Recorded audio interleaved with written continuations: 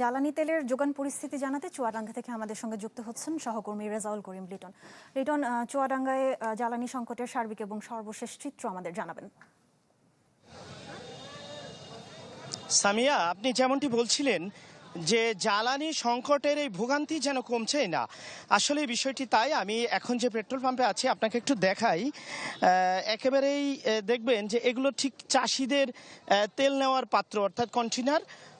শত শত কন্টেনার এখানে সিরিয়াল দিয়ে জড়ো করা আছে আজকে 2 থেকে 3 দিন ধরে।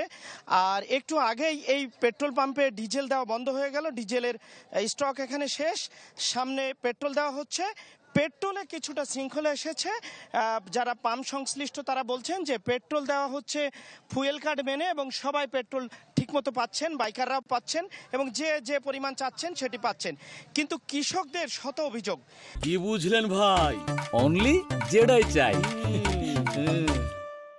কৃষকরা তারা ঠিকমতো ডিজেল পাচ্ছেন না।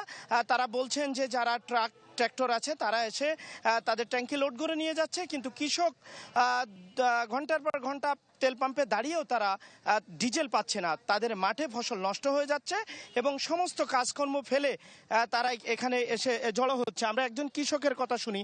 আপনি ডিজেল নিতে আসছিলেন, পাননি? আমি এক সপ্তাহ তো ঘুরছি, কার্ডটার বয়স এক সপ্তাহ করেছে। হ্যাঁ, তো এক সপ্তাহের ভেতরে আমি এক জায়গায় তেল তুলতে পারি না। দেখেন, শুনছিলেন যে কৃষক এক সপ্তাহ ঘুরে তেল তুলতে পারছে না। কৃষকরা বলছেন যে আগে যেভাবে তাদের গ্রামের ডিলার এজেন্সি পয়েন্টে ডিজেল দেওয়া হতো সেইভাবে দিলে তারা মাঠ ছেড়ে পেট্রোল পাম্পে আসবে না এবং তারা ঠিকমতো ডিজেল পাবে। তো এই সার্বিক বিষয় চুয়াডাঙ্গাতে। লিটন, আপনাকে ধন্যবাদ। দর্শক, আমরা জ্বালানি সংকটের সর্বশেষ খবরাখবর চুয়াডাঙ্গা থেকে জানছিলাম।